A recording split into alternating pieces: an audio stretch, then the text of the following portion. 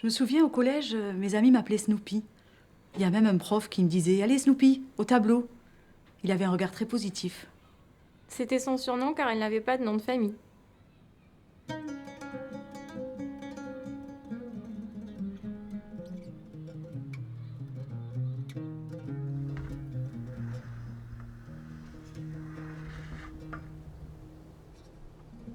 Les copains disaient « On va t'appeler Snoopy, c'est plus sympa, on verra pas que t'as un sigle comme ça. »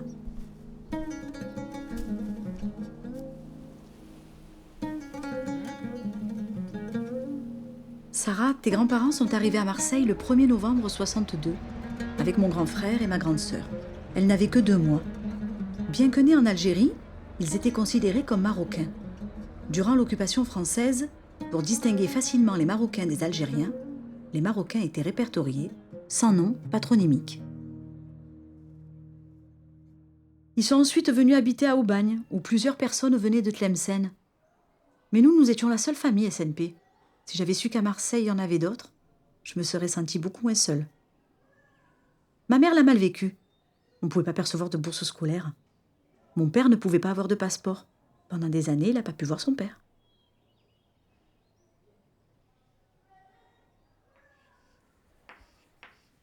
Mes frères et sœurs refusaient de s'appeler SNP. Alors mon grand frère se faisait appeler Amar, le prénom de mon grand-père. Aïcha et Karima avaient décidé de porter le prénom de mon père, Larbi. Sur la boîte aux lettres, il y avait les 3, SNP, Larbi et Amar. Je leur disais, mais les gens vont croire qu'on n'est pas de la même famille. Ils me répondaient, ça ne fait rien, c'est un sigle, pas un nom. On ne le portera pas.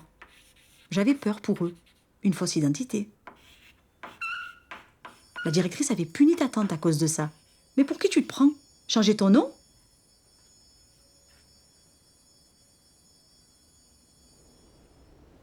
En 1985, on a enfin pu s'appeler Boussaba.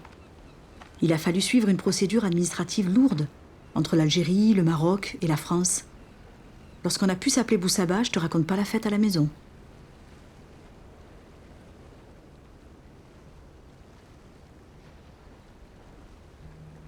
Il y a des gens qui se battent pour qu'il y ait la paix dans le monde, d'autres contre une maladie.